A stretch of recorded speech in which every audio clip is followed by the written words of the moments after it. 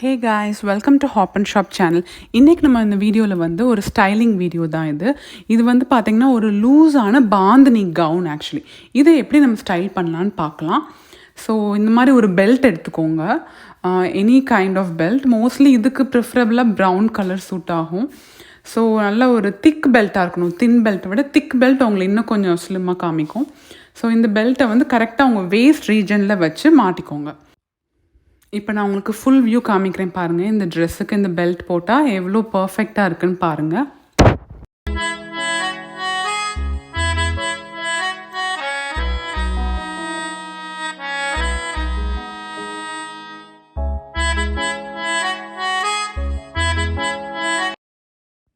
So இப்போ வந்து second look. So first look வெறும் பெல்ட் மட்டும் வச்சு, செகண்ட் லுக் இப்போ ஷாலோட எப்படி நம்மளோட இந்தியன் ஸ்டைலில் இதை நம்ம வந்து பண்ணலான்னு பார்க்கலாம்.